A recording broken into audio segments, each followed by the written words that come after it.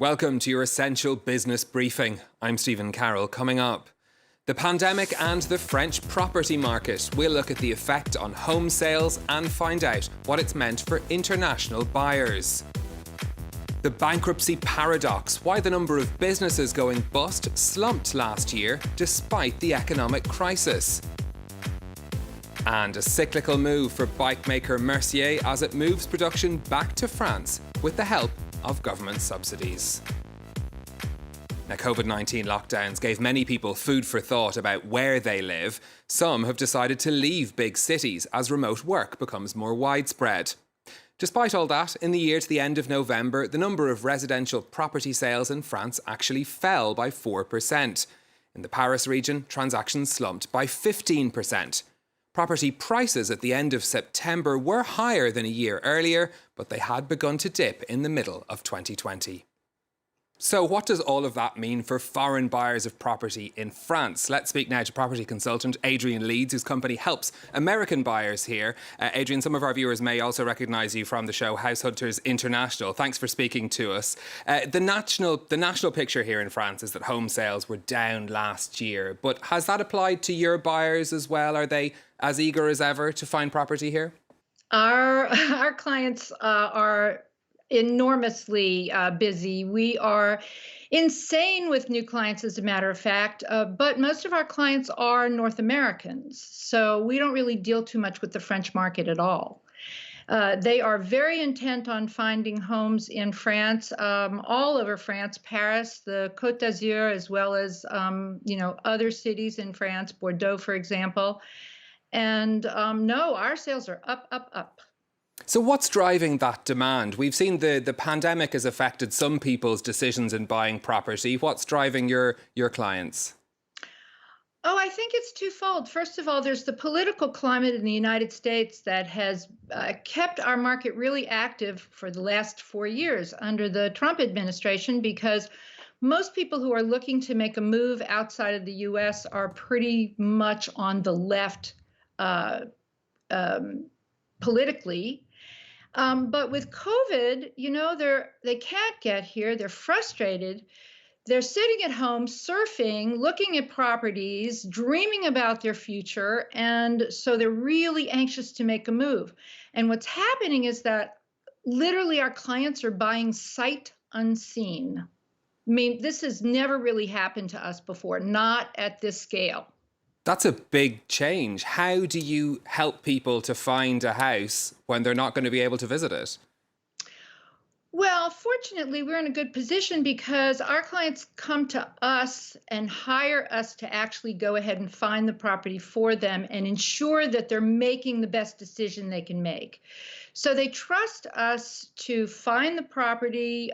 We, take photos, we do videos, we do FaceTime with them.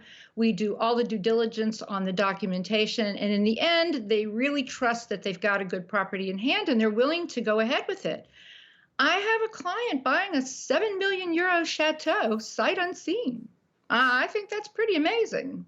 It certainly is. Is that your typical buyer? Are these people that have, perhaps a lot of money and it's not perhaps such a big deal for them to buy a property without seeing it? No, I would not say that's our typical buyer. No, not at all. Our buyers start from the, small studio, pied-à-terre, to a property in Paris that's worth a few million. They really run the gamut. But what's happened is a lot of our buyers are now moving out of Paris and into other parts of France because Paris property has become very expensive, for one thing. And for another thing, the rental market in Paris has gotten to the point where they can't legally rent a secondary property short term. So it means they can't generate any revenue to cover their costs. So a lot of our clients have now moved down to the Côte d'Azur, to Nice, where they can at least rent short term for up to 6 years. And that's a big bonus for them. It means that they can buy something now, rent it for a few years, and then eventually move into it like a, retirement home. And is that a common pattern then? The people, your typical buyer, is that somebody who's perhaps a few years away from retirement thinking about making a full-time move to France? Our buyers do tend to be older, 50 years old and up. They are maybe empty nesters first and foremost.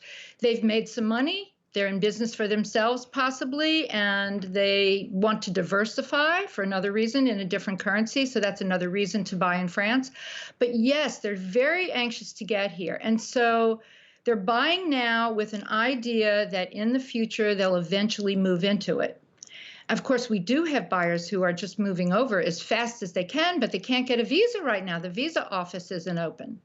So what does that make you, I suppose, reflect on the year to come? If you've had this big demand, is there a chance these buyers will be perhaps a bit more cautious as we don't really have a clear picture on travel and when they'll be able to get to the property that they either have bought or are buying? Stephen, they don't seem to care.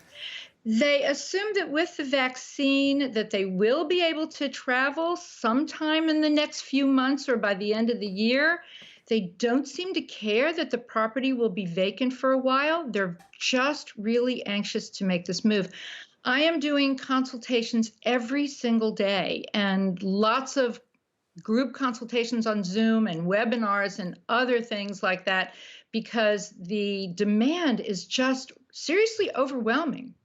Wow, okay. Well, great to speak to you. Adrian Leeds, property consultant, joining us there with a picture of how foreign buyers are looking at the property market here in France. Now, after a record economic slump across Europe in 2020, activity is set to pick up in the coming months as the vaccination rollout continues. The European Commission's latest forecast paints an improved picture with growth of 3.8% in the Eurozone this year, after a slump of almost 7% in 2020. The economic damage from the pandemic has been limited by massive government support for workers and businesses. Despite the grim circumstances, there was a drop in the number of companies filing for bankruptcy.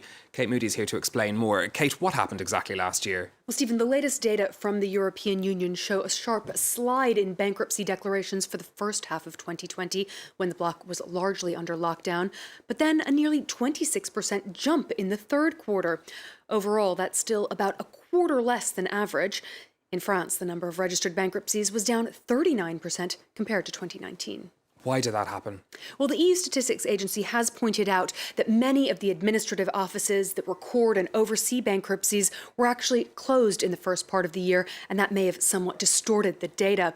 But the most significant factor is really the huge financial aid packages. EU governments have spent over 2 trillion euros, about a third of it to support households and businesses. Without that money, up to a quarter of European firms could have collapsed last year. They'd been offered a mix of grants and low-interest state-guaranteed loans, as well as, in some cases, breaks on social security taxes or even rent. By December, 630,000 French companies had taken out 129 billion euros in loans, the majority of them small or medium-sized firms. But that money will have to be paid back, and that could set the stage for more financial difficulties ahead. What does the situation then look like for the coming year? Well, there are widespread predictions of an avalanche of bankruptcies to come in 2021 as governments begin to dial back their aid and companies' debt loads rise. France's Council of Economic Analysis, which advises the Prime Minister, forecasts a 2% rise in bankruptcies for the least exposed sectors and up to 25% in the worst affected industries, including retail and tourism. That would lead to an increase in unemployment. But economists point out that business failures are a normal part of the economic cycle and that keeping afloat weak businesses can turn them into so-called zombie companies, which are neither productive nor competitive. OK, Kate Moody, thank you very much.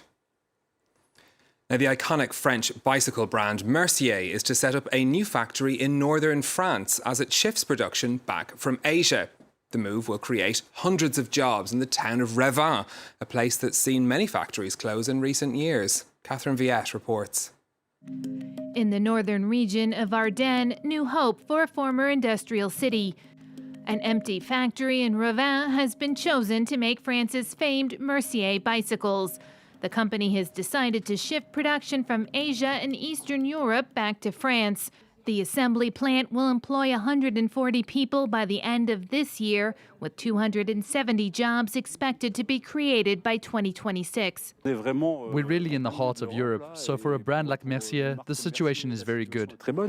The area has fallen on hard times in recent years after companies like Electrolux and Porsche closed their factories here, leaving an unemployment rate of over 25%. The Residents are proud to be a part of the brand's rebirth. My son-in-law is interested in working at the Mercier assembly plant because he's looking for work. It's great news. We're all very happy to see that there are going to be more than 200 new jobs. Mercier was founded by three brothers in 1919. Starting in the 30s, the brand partnered with a professional racing team. But what cemented Mercier's popularity was its long association with French cyclist and Tour de France competitor Raymond Poulidor. The pivot to production in France would not be possible without state aid. Under the COVID-19 recovery plan, the government is contributing 800,000 euros and also granting tax breaks for 5 years. This is vital because we're in an industry which, in economic terms, is relatively difficult. It's obvious that without this aid, we wouldn't be able to bring back production of the Mercier brand. The factory's first bicycles are expected to be ready by the end of the year. That's all from us for this week, but if you want more, you'll find all of our previous shows on our website, france24.com. And you can contact us on social media with your comments and questions. Until next time, thanks for watching.